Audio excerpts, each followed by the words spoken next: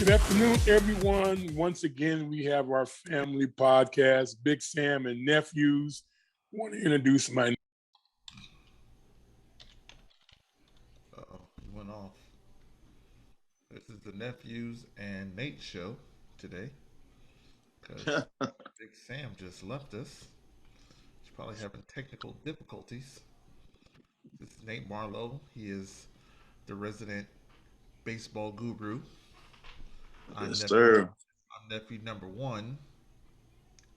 I like the Braves. Nephew number two. I Then thought you. he doesn't like. We can't talk about his team. We cannot. Yes, we can. Just say it. The Dodgers. Matter of fact, I'm gonna put it up there for Yeah, I'm you. gonna put you on mute right now. Mute yourself. You can mute me all day.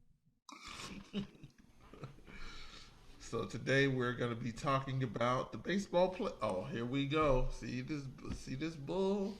It's all right. That's champions for 2 years ago. Anywho, Hey, it still counts. uh, You know, in fact, I think you're highlighting the precise reason why the blue team is not going to let up, because they have kind of a sort of a what I call extended spring training World Series, right? Kind of a half season World Series fake, not real. So they're going to be real motivated to win a real one for the first time since 1988, I think. oh, That's good because I was born in '88, so that's even better.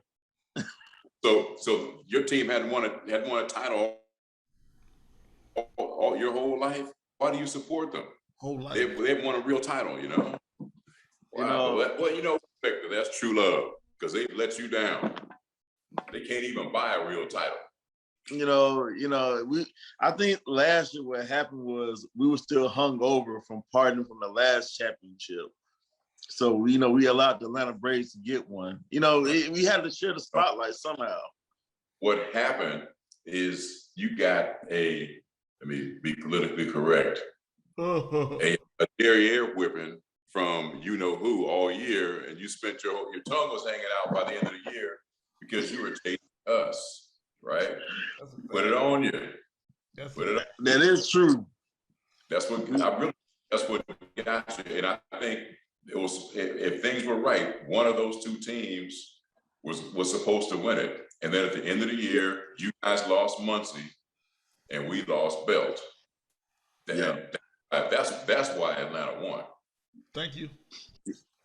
Injuries are part of the game, right? Yes, but they are a real factor. It's kind of like if Michael Jordan had gone out, when Michael Jordan did go out, Chicago couldn't, for 2 years, they couldn't win it. He came back and they won 3 in a row. Dang, Kim Olajuwon got his. That's what's up. That's the only thing I really cared about then. Got my guy Dream 2. Got him 2. He's a legend. You know what I'm saying? Yeah, so he was good, but you guys didn't see, well, honestly, I didn't see Will Chamberlain either, but I don't think you guys saw Kareem. I did. Yeah, probably, that's fine. But I mean, if I'm starting a team, I'm not taking Michael Jordan. Not a chance. I'm gonna get me an aircraft carrier. Yeah, and then build around him. I would do. So you're saying you wouldn't, if you're picking a team right now, you would not pick Michael Jordan? How can I say this? Anybody speak? 9. 9. Yeah. And what would be your reasoning for that? Because I want to establish the best team I can. Okay, I'm gonna take, like I said, I want my aircraft carrier, man. Yeah, hey, I'm going Chamberlain, Kareem. Ooh. I could go with that. Yeah. No Bill Russell? Maybe. That's a good point. RP Bill Russell. I mean, great champion in sports history, not just North America. What other pro has won 11 titles? No one has. Unless you're talking about pro ping pong or something. Nobody. Yogi Berra came close. Right. but no enchilada. What did Yogi Bear get? Like No. So yeah, Yogi Bear won 10. 10, yeah. He won 10. Yeah. But Russell won 11 and 13 years and went to the finals 12 times in 13 years. Yeah. Correct. I mean, it was just only one time did this guy not make the finals. I mean, that's crazy, So yeah, he'd be in the running, but you're talking about Shaq, Hakeem. I'm talking about guys that affect the game from the inside, offensively and defensively. Nah, I'm going with give me a aircraft carrier. And my second choice would not be a shooting guard. You know what? I want my distributor. Snap. I want bookends. John Stockton. I'm taking bookends. I'm taking my aircraft carrier, and I'm taking my point guard, number 2. Who you taking, number 2? I want to know who the point. Well, who will be your point guard? Oh. Well, there's only 2 people in real consideration. I would take Magic. And the second choice, Sam, only you and I saw. What? Yeah, I saw. Y'all remember the Big O, Oscar Robertson. Ooh, Don't leave him out. We're not gonna leave him out. He'd be well. What? You flip a coin between him and Magic. You flip a coin between him and Magic. Well, actually, back in the day, Oscar Robertson was the Magic Johnson of his time. Big guard. He didn't shoot threes. His game was different. He would muscle you down low, physical guy, would muscle you down low. He had the mid-range jump shot. Right. Magic came up, he couldn't shoot. No, a lick. Oh. He never was a great shooter. He just learned to shoot the 3. Right. Right. That shot that thing too. Ooh. It was funky, boy. Well, see, Magic was smart. Magic knew his game. He could not shoot a jumper, but Magic took you down low too. It'd be hard. A 6'9" guard? You're kidding me? That's unprecedented. No one's that big been able to handle the ball the way that Magic's been able to handle the ball. Right. Handles, vision, like he got everything that you want out of a point guard. He runs the show. I mean, he was incredible. He was incredible. That's translating to the game now with these young kids. These young kids, God forbid they 6'6", 6'7", 6'8", coming, streaming down the middle of the court, handling the ball like he's a guard. And it's like, yo, all right, you gotta let them go.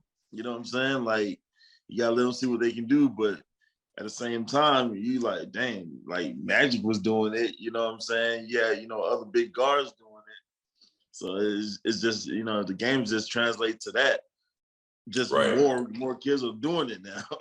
Well, I think Michael Jordan's game was a complete game because Michael Jordan could give you the business on defense, could give you the business on scoring.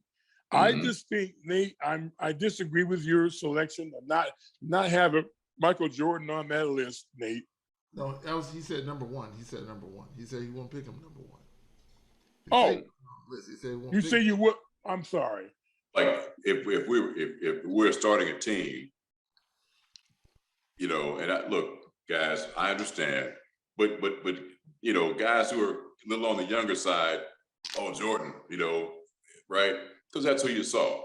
I mean, my dad's generation took Jim Brown. I said OJ.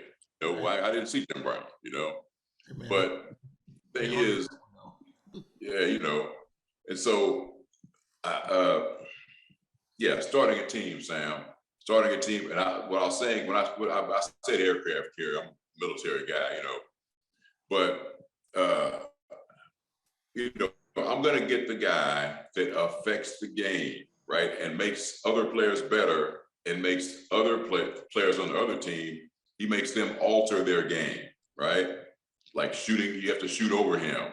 You don't come down low, you come down low, he's going to block your shot kind of thing. So he changes the game for his team, and he changes it in a negative way for the other team, you see? True. So that's what I start with, now, then build out from there. My second choice that I mentioned would be a point guard. Yeah. the bookends, Now, and you go get the pie. What's that? Would you put LeBron in that category? I wouldn't. Like on the yeah, I would have to say so. Yeah, I don't Really want to beat his record because he had a 4-year head start. Right, he's going to break it, but I don't want him to break it. But you know, when you look at what that guy has done, I have to say he's probably the greatest small forward there ever was. Oh, definitely. You got Biggie, Elvin Hayes, you got Elgin Baylor, even before my time. You got some bad boys, but you got Dr. J, right? Yeah, but I have to say LeBron is the one. Yeah, I mean, Dr. J, I mean, you know, you have to look at, like, you know, Jordan is a historian, like LeBron. LeBron is a historian of the game. Jordan was a historian of the game. And so at that time, you know, David Thompson and Dr. J, that was, and David Thompson was a bad boy, but he was bad. They changed. That's who Jordan, and it's crazy because it's like you look at Jordan's game, his early game, and it was just, yeah, he had a complete game, but he was trying to be like everybody. You trying to be like Doc? You trying to be like Doc? I want to do the whoopsie do. I want to do this, and then you could jump, and then you got, you know, David Thompson, who's 6'3.5", maybe, and then who dominates the game with his athletic ability. And so those are things. Those are two people that had a stamp on Jordan. And then you start having these building blocks like Shaq. His building block was, looking at Wilt Chamberlain and Kareem. Get a hook, but then he got so big, he was like, I'm gonna dominate a different kind of way because I'm bigger and stronger. Who was that, Shaq? Yeah. So you start looking at everybody's building blocks of what they wanted to do and who they were patterning who they patterned their games after. Mm-hmm. And it shows you like the real greatness of all these other players, that come after them and change the game and affect the game. Well, you got to factor Kobe Bryant in this issue too. That's what we're talking about. Kobe. He was, but I want to clean something up real quick. Do you think that Shaq was stronger than Chamberlain? For sure. He definitely was stronger. I believe that. Yes. You know what? I read, it's not on his Wikipedia page, but Chamberlain actually had an affliction, right? Some people are born, people like there was a woman, well, she passed away, but a woman in China who was like 7'7". And she worked in the fields. I mean, these people with this, it happens in the pituitary gland, right? If you have like normal sized parents, and then it could be from your great grandfather, but sometimes it's the pituitary gland, right? That's overactive and makes them grow real tall and get big. Well, these people have like unhuman strength.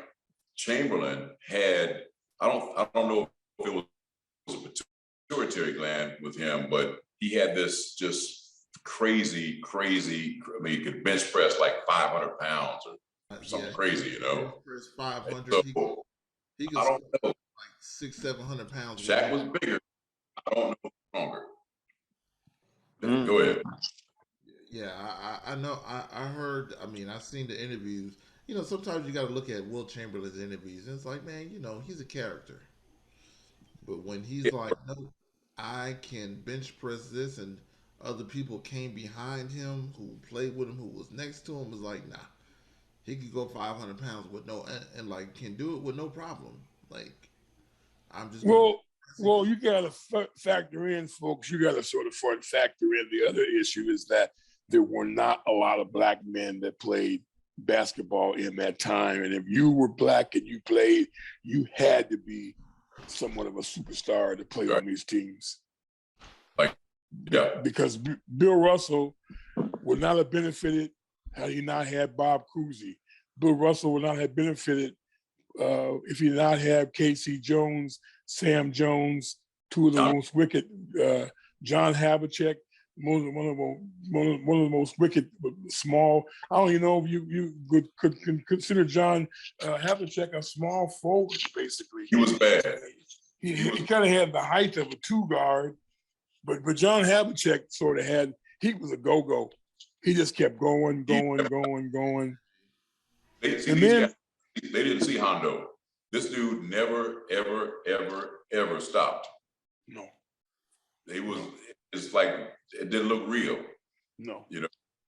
Yeah, I think Bill Russell went to the right place at the right time because, coming out of San Francisco where he was scoring, some ridiculous number, 45 some points a game and 30, he had astronomical numbers in college, but he was the best player on the best. I mean, he was just the best. Well, you got to look at the fact that you got to remember Bill Russell won back-to-back NCAA championships at San Francisco. It was something like, Right. Incredible numbers. So here goes something. Hold on, Uncle. Here goes something on numbers.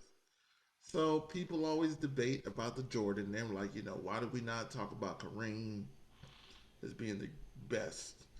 And you tell me somebody to be the best of all time, who's never lost in high school. He won. Kareem did lose one time to Pat Riley's team in a tournament in New York. Yeah, but I'm just saying. But like, look at the stats though. Like, you start talking about his high school. He's a winner in high school. He's the best player all the time. He's the best player in college all the time. Then he comes to the league and he doesn't do nothing but win. And so, people, you talk about 6 championships. He got 3 in UCLA. They went 88 and whatever, 88 and 0 at one point in time. They didn't lose for 3 years or something like that. Yeah, but he had an incredible record. But I just want to piggyback on this because I remember years ago I played AAU basketball in Lake Tahoe, in summertime, and I met a guy that played with Bill Walton in high school.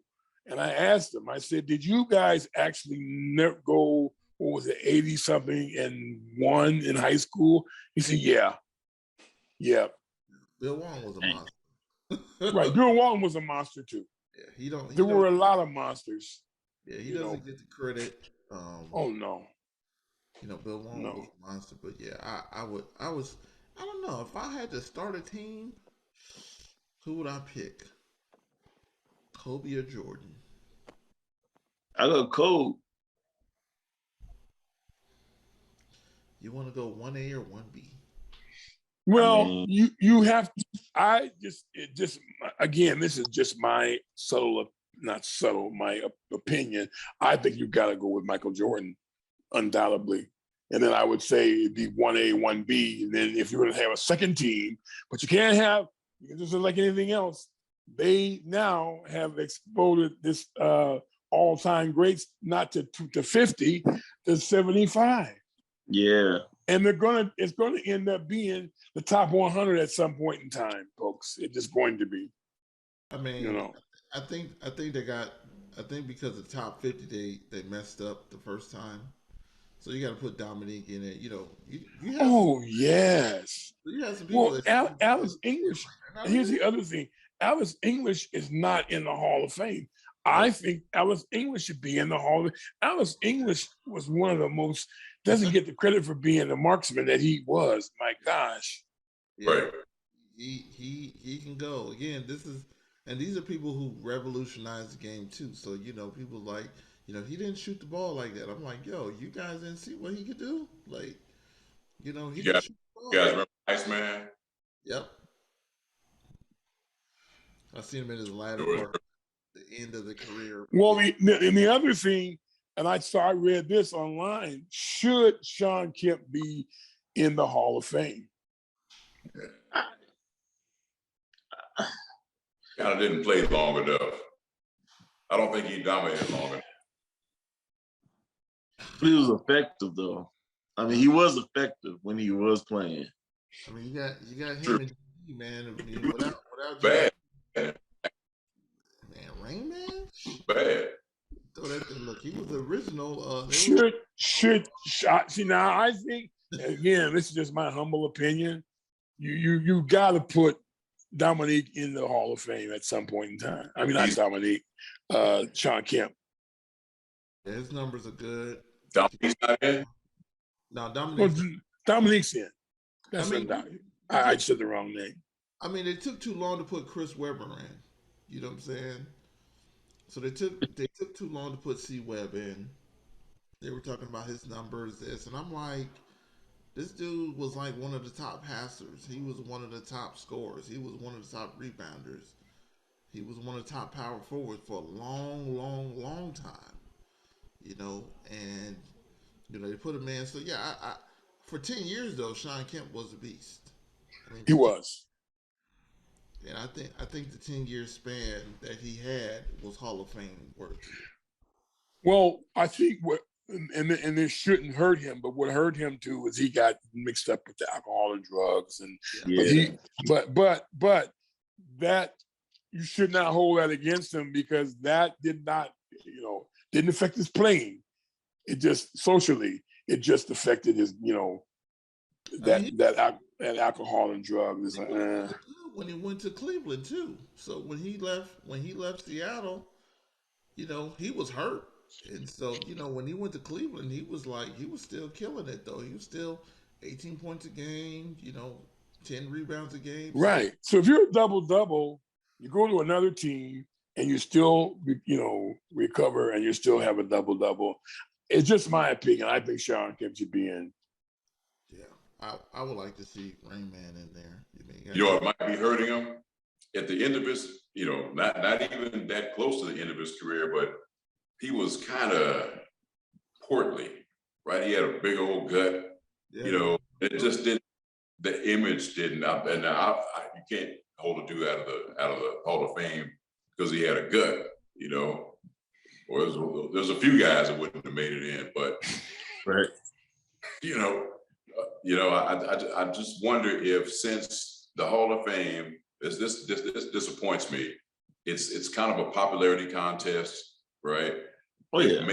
Just maybe, since you didn't look like Mr. America there toward the end of your career, when you did look like Mr. America at the beginning of your career, if maybe that's just sort of, then you factor in. I didn't even know that he had a drug problem. I think booze and had a bunch of kids and this kind of thing. I didn't know that he got into the drug thing. Yeah. But all that combined might keep some hodgy-podgy guy in the Midwest somewhere. Well, I'm not voting for him. He's not a Hall of Famer. He didn't, his image didn't carry the game forward, kind of thing. I could see that rationale. Well, it's the baseball. The rationale is so idiotic too, because it didn't have anything to do with his playing. Sean Kemp's got the numbers. Yeah. But I mean, it's almost like when people got upset about putting T Mac in the Hall of Fame. I'm like, have you not watched T Mac? Tracy McGrady. Well, we'll cut you off real quick. Yeah. Tracy had a clean image, all from start to end. Tracy McGrady had a clean image. Yeah, Sean Kemp did not have a clean image. Correct. But when we start talking about numbers, though, it was like, Tracy McGrady, I mean, he had a span where he had a 7-year span where he was, it was like, Kobe, T-Mac, where it was those two guys at the top of the top. You might have Gilbert Arenas coming in, but, I mean, you start looking at T-Mac, you're like, yo, T-Mac did that? T-Mac and Kobe? Oh, no, that was a matchup that you want to see. So, I mean, T-Mac had big numbers too. So, I mean, for a shooting guard. But I think when you're a guard, you're looked at differently how you play. So if you're a 2 guard, you're expected to be, this scorer, this. When you're a point guard, I don't really score, but hey, I'm leading the league in assists, all the time, so, where Sean Kemp is, but he, you had Rodman, you had all these other guys, but he was, 3rd in the league every year, in rebounding, assists. You know, Well, I think the difference is that Dennis Rodman did deserve to be in the Hall of Fame because, you can't argue those championships, man. You're gonna say the chips speak volumes, right? and right. without him, and he again, like they said, he was a game changer. That he was. Yeah, that's for sure. How are we looking for time? How are we on time? We got about 10 minutes. Okay. Switch over to baseball real quick one more time. Yes, we can go. Yes, let's jump to there. Nate, jump into it. Oh, well, what do you want to hear about the Giants? Well, let's talk about the Padres. How about that? All right. Yeah, well, I'll tell you what. They did what I think that biorhythms, I don't want to get heebie-jeebie on you, but I think biorhythms really come into play in athletics and a lot of things. And what I mean with that is sometimes a superstar has effects on a team that you can't measure in numbers. I'll tell you what they are, what that is. It makes other guys relax. It makes them, it allows them to slide into their roles and not try to overdo it, right? And all of a sudden, the whole team is hitting better, for instance. The pitchers coming, because Josh Bell is no joke. Now, of course, Juan Soto is like the second Ted Williams. He's a tremendous, tremendous hitter, right? So he's going to take some pressure off of those guys. And I think they're a threat to take it. But they've got San Diego has to stay healthy, and Fernando Tatis has a history now of being injured quite a bit for a number of years. He has some. I don't want to disrespect the man, but he gets hurt doing some less than.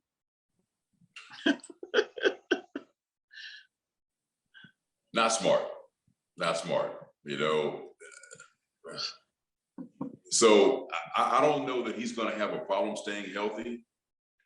I think he just needs to stop doing things that, are not that bright. So basically, he's the second coming of Byron Buxton, right? Because Byron got hurt quite a bit too. But Byron always got hurt for, crashing into the wall. Right. He got hurt on the field, right? So you can say, okay, listen, Byron, you know what? Yeah, try to catch the ball, but, you're like our best player.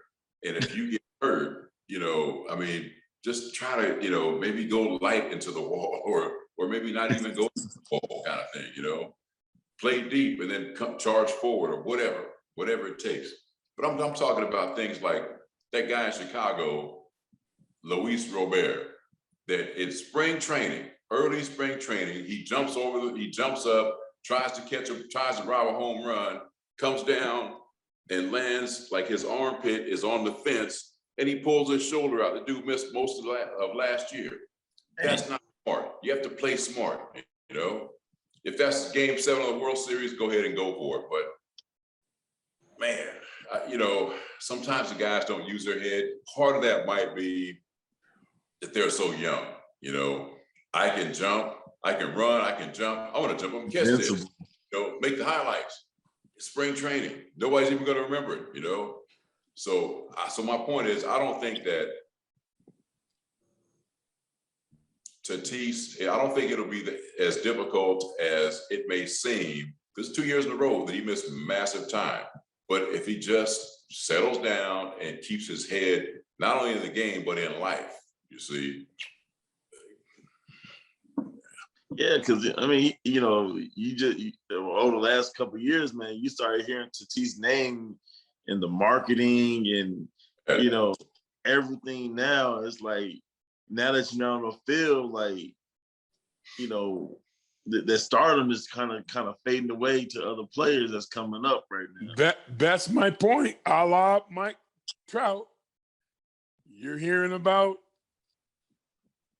Ohtani. He's real. a lot less of Mike Trout.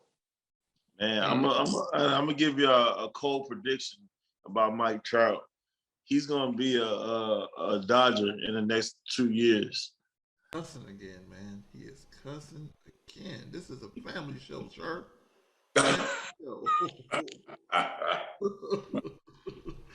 It's all right. We'll rewind this back in a couple more years. You're gonna get edited out anyway. I will say this: if he leaves, there's only 3 or 4 people he would go to that blue team. Well, there's one team in LA that you can eliminate them because that's where he'd be leaving. But then you have that other blue team in LA, the blue team in LA. Then you have Yankees, Mets, Boston. Yeah. Maybe St. Louis, right? They just put together packages. They bring in some big talent, you know. That's America. They say that's America. Pure baseball town. They are America's baseball town, but they're also America's. I think the Cardinals are the standard of the Midwest because they don't just make a move. If they make a move, they made a move a couple of years ago for that third baseman. Now, Racone, right? Yeah. He left. Yeah, I forgot. Was it Angels or Texas Rangers? One of the. Oh no, Colorado Rockies. That's where he left. Small market. And see, some of these small market teams, you know, you look at them, they're just, you know, they can't compete because they just can't afford to buy these players. And I'll tell you what, I like baseball. I like the Giants. I like the Dodgers. But you look at the Mets are kind of on the verge of being in there. But again, the Mets can never compete financially with the Yankees. They can now. They can now. I was about to say. The Mets have the wealthiest owner in baseball. Yeah, the Mets are for real. So, I mean. Last year. Yeah. He's a real guy. He was the founder of Clarion, Clarion Capital, the hedge fund, right? So. They bought him for cheap. So he bought him for cheap, comparatively. Right. Not $1 billion. Well, it's just my prediction. I'm going to go out on them again. The Houston Astros will win the World Series this year. Be surprised.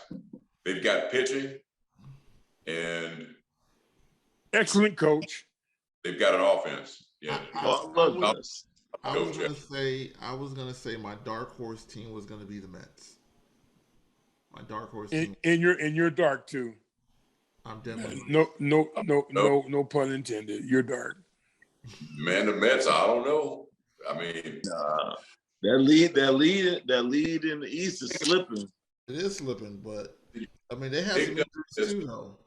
They were playing like injuries are gonna always play a factor in all this stuff. Yeah, but they just beat my Braves 6-3. They're beating them like 6-3 right now. So. But no, you can always there's a couple things in every year that you can count on, and one of them is the Mets lose the lead in the East, like they always do it. That's true. The Braves they're like the Patriots of AFC. It's just like Boston and the Yankees back in the 2000s or early 2000s. I love their player. I love their. I mean, Boston was known to lose a lead in the pennant race. They would always be up in the standings, and all of a sudden, boom, boom, boom, they started knocking down a couple, losing a couple series here, losing a couple series there, then all of a sudden, the Yankees is on top. Yeah, true. I mean, it's the same thing in the East. The Braves always somehow find a way, God forbid, to the top of the Eastern standings. But you can go through the Midwest right now. You can Milwaukee Brewers are going to be an okay team, but never going to be a contender. The Cubs are finally met the one World Series, got rid of the manager, got all the players. Okay, then Minnesota's the same thing with them. Then what else? Let's go. St. Louis can pose a threat. But then, of course, they just don't have enough good hitters. They got some hitters, but they cannot compete with Los Angeles. Yeah, a lot of these teams, I think like the top 8 teams, they have complete 1 to 8, 1 to 9 hitters. Right. And the Dodgers are a team that's got the Yankees, another team, good 1 to 8. But I'll tell you what, if the Yankees mess around here and don't sign George to a new contract, they're stupid. Well, they're stupid anyway. But they need to sign Judge. Because I'll tell you what, Judge is from right here in California. Come on, California boy. So is Stanton. Stanton's from LA. Judge is from Fresno, like Linden, like the Fresno area. Right. And that's my point, is that the Giants can end up with them, but I don't think the Giants can afford them. The Dodgers can afford Judd. They can afford him. It's all about what the money you want to give out right now. Right. And the Yankees are just, I just don't understand why the Yankees just say, look, man, let's pay you this money. I know. But it's the same thing they did to Derek Jeter. I mean, they did the same exact thing. They said, oh, well, we don't think you're worth that much. When his stardom is out of really, Judge is probably one of the faces of the league right now. Yeah, he is. And you say baseball right now. I mean, there's only a couple of players that I think about, and Aaron Judge is one of them. Who's the other one? Oh, Mookie, of course. I know. Well, I also heard that they're going to be sliding Mookie Betts into second base too. Oh, that's something else to do. Yeah, that's that'd be interesting though. Right. So who's gonna well, they got enough guys to play the outfield. They want to slide him in a couple of times, to give his body a rest for one. And the other thing is, just pick that other character up. We just pick that other guy up. So I think it's a great idea to put him in second base. Slide him in there. Extend his career. Is that what you're saying? It's career extension. How much time? We got about 2 minutes. All right, I'll wrap it up. I want to thank everyone for coming on the show. Of course, Javier, Parker, Nate, and I don't know where our guest was, but I have to find out where he was. But anyway, we still had a great show talking about baseball and whatnot, and also talking about who Nate talking about who his all-time team would be. So that's always something that'll always be up for debate. But I guess the one question is, how come they always want to compare the black players? Because the black players are the best. Thank you. Yeah, I rest my case. All right, hey, send this to Ashley, and also we will see everybody. We should now next week we can come back on Saturdays. Yeah, I don't think I've got to work, but I'll see. I'll check my schedule and see. Yeah, I'll check. Man, one more thing, man. Free Brittany Griner, man. Jeez. Yeah, no. They gave her 9 years. No, but you know what? I disagree. I'll talk about that next show. How about that? Oh, all right. We don't have time. We're out of time. We'll see you guys next show, next week. Thank you very much. Goodbye.